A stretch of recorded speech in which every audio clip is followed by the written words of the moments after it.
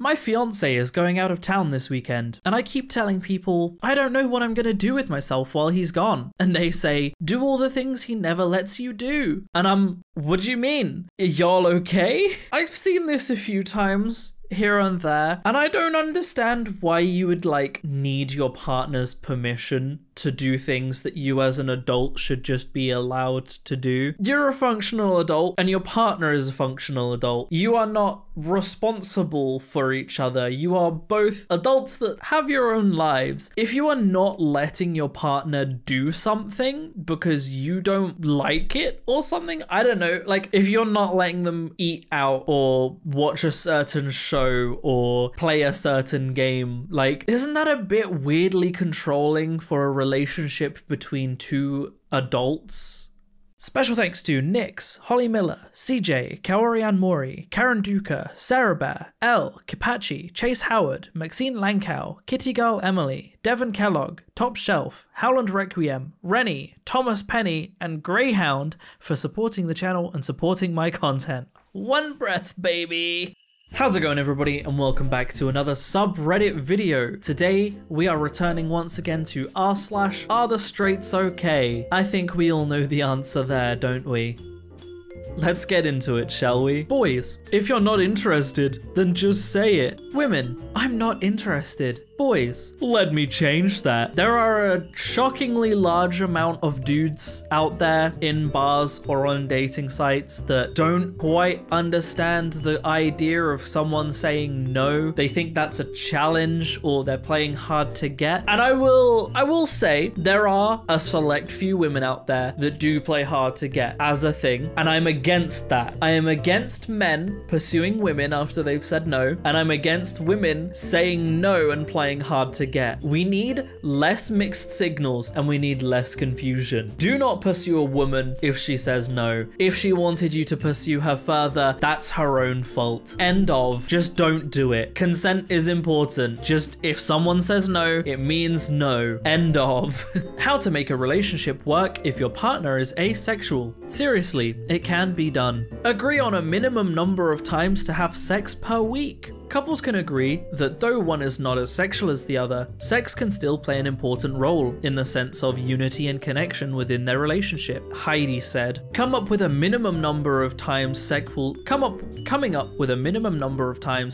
take place can ensure that even if sex isn't going through one partner's mind, it's still being satisfactorily maintained for the other person. A weird take, and I disagree. I don't think you can really write an article titled "How to Make a Relationship with Someone Work" if your solution is force them to do something they don't want to do every single week. That's not a relationship that's gonna work out. If you really want to make a relationship work with an asexual person, you should respect that it's not something they want to do and it's not something they enjoy. If they want to help you with your urges and satisfy you, even if they don't enjoy it, that's their choice. But forcing them to do it every week, even if they don't want to do it, not a good idea at all. Match a conservative guy with a liberal girl, and within a year she'll be conservative. Match a conservative gal with a liberal guy, and within a year he'll be conservative. Match a liberal girl with a liberal guy, and within 2 weeks she'll be strapping it on and pegging him. You promise? Is that a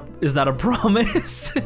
I disagree with this. Sure, people have conflicting political views and dates. Sure, some people might convert to the other's views. I don't think it's always as a conservative converts someone to conservative every time. I would argue that just as much a liberal converts a conservative to being liberal. But what's the problem with two people enjoying some consensual fun? Okay, say the girl wants to peg the guy and the guy wants to get pegged. That's their choice. So what does it matter? Does it affect your life if someone you don't even know is getting pegged? I don't think so. Finally, 18. I can't describe with words what you mean to me and what kind of person you are. You have been my best friend for 4 years. You are my girlfriend that I love, appreciate, respect, and admire more than anything. Every moment I spend by your side is like my life has a filter. Thank you for all that you give me every day. So excited for the life ahead of us. Your forever loving name. This might not seem too bad off the top of the surface. I mean, the immediate thing to notice here is he says 4 years and she's just turned 18. But it gets worse. He is 24 years old, which means when she was 14 and they started dating, he was 20. I don't have anything else to add. He started dating a 14-year-old at age 20. That's it. That's all I have to say. It's not being a slave. It's being a wife. I heard she makes his breakfast, lunch, and dinner, has sex with him anytime he wants, and does whatever he tells her. She is like some kind of slave. Okay, look,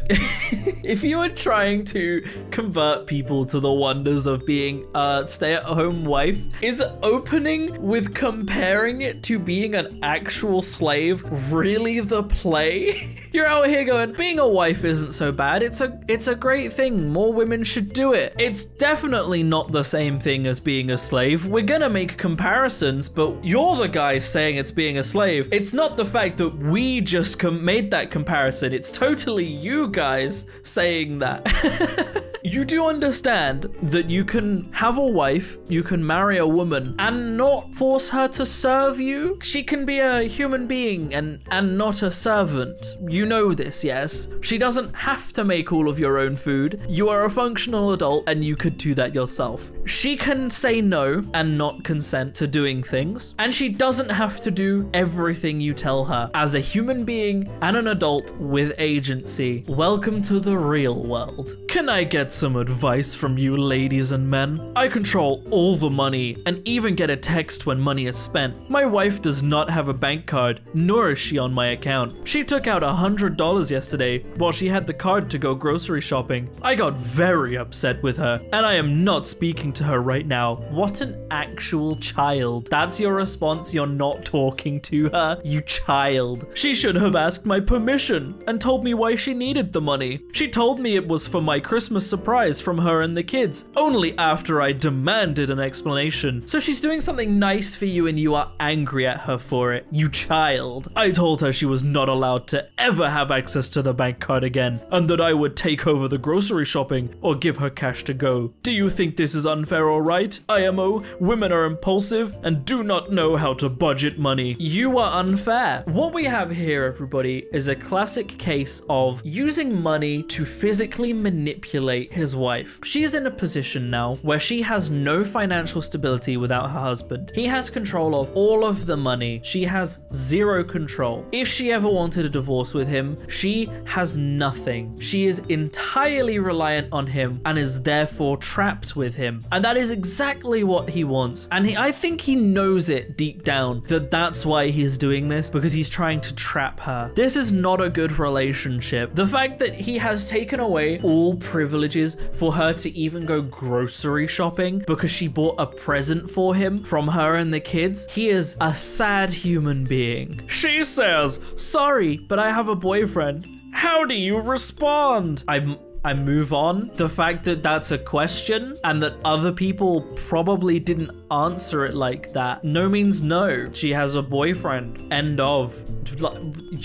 What do you want? Do you want people to pursue her? She said no. What are you going to achieve? Encanto's Luisa is way too beefy for a woman. Women are wonders of God's creative goodness. In an assault on reality, Luisa masks that truth by substituting masculinity for femininity. First of all, you do get some pretty buff women out there, but I want to approach this from a different point of view than you get buff women, okay? Let's look at Encanto for a second. In Encanto, we have a woman that can create flowers from nothing, plants. She grows like 30 feet tall trees with a wave of her hand. We have a teenage boy that can transform his body into literally anyone he sees, including actual babies babies. We have a woman that can heal any wound with food. We have a woman that controls the weather, the actual weather, and has created a hurricane. And now we have a woman who has been granted immense physical strength. And the immersion breaking part is that she looks buff. We've already established that this house has the ability to completely change someone's physicality, right? A kid can change from a baby to a 7-foot tall man. But a woman being buff is the problem? It's an animation set around superpowers, and you have a problem with a woman being buff. Are you okay? Do I need to call someone? I don't know who wrote this. Jeff Wright, if you see this, do you need me to call someone? Do you need help?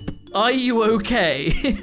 Can you explain to me why the hell Aloy has a beard? This guy has never been within 5 foot of a woman, and he just declared that to the whole world. Peach fuzz. It's called peach fuzz. Everyone has it, including children. It's a very thin layer of hair, and in the cold, the hairs will stand up and they'll create a nice air cushion that keeps you warm. Every human that isn't like completely bald has them, pretty much. So many people have a problem with the new Aloy, and it's only the sexist people. Like, future Hooters girl, make him drool early. This makes me feel physically ill. Child size 2. This is to be put on toddlers and young children. Gross. Whoever made this, whoever came up with this design needs to be put on a list and needs to be heavily looked into, because that's not okay. That's not okay. And anybody that buys that for their kid, that's not okay at all. You should not be in charge of children. If you're buying children shirts like that, that's not okay. That's not okay. Something I would say, my boyfriend is not your bestie. My boyfriend is not your buddy. My boyfriend is not your brother. My boyfriend is not two best friend. My boyfriend is mine and only mine's. Stop trying to be in his life. You are lucky you're following him on Instagram, because if it was up to me, he would only have 1 follower, and guess who it would be? Me, bitch. This is like borderline yandere level here, right? You do not control his life. He has a life, and you are being toxic and controlling. If you are willing to send this to people who follow your boyfriend, who are simply friends with him, he is not allowed to have friends because you're in his life? How long do you think you're going to be in his life for if that's your approach? Just a quick question. How long do you think it's going to be until he goes, wow, this is toxic and bad for me, and you're pushing away all my friends? Because that's what you're doing. That's all you're doing. Men cheat accidentally. Women cheat to hurt us. No, I have a big question here. Ignoring how dumb the whole meaning behind this is. How does one cheat accidentally? How does that happen? Like, you fall down the stairs, and in the process of falling down the stairs, your trousers accidentally fly off, and then you accidentally knock into someone else, and she falls down the stairs, and in that process, her clothes fly off, and then you land on top of her, and oh no, you've accidentally cheated. Like, how do you accidentally cheat? This is a process that you have gone into willingly, and the person you are cheating on someone with has gone into willingly. That's not an accident. You made that decision. It's cheating because you made that decision. Just saying. And it's never not going to hurt someone. And the final post. I guess now that she can't ask me, when's he going to pop the question? Aunt Janet no longer has a reason to exist in this world. Now, I just wanted to say that this is obviously false, okay? Aunt Janet wouldn't just disappear. She would evolve. She would evolve into the, so when are you gonna have a child, aunt? Because it doesn't end there, does it? The uncomfortable and unrelenting questions never end. She's now going to start asking you about when you're having a kid. So you have that to look forward to. Stop asking people uncomfortable questions like, when are you going to get married and when are you going to have kids? You have no idea